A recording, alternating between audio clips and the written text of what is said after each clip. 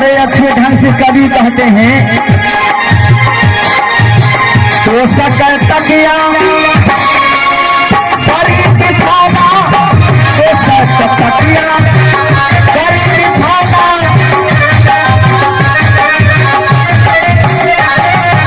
तकिया बड़ी बिछाना,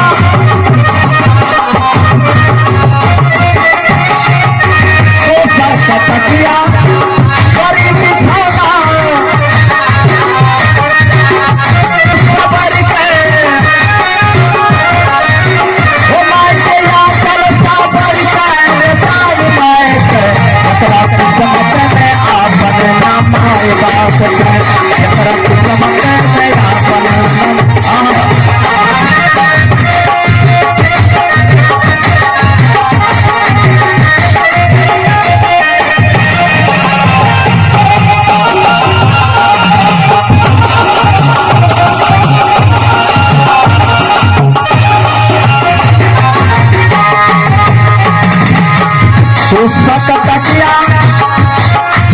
चाहे तो सक तकिया दे दीजिए, बच्चा सोने के लिए राजी नहीं होगा।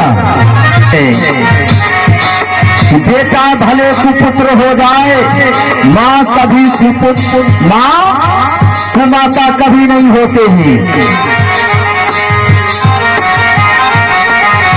तो सक है तकिया बड़ी बिछाना, तो सक तकिया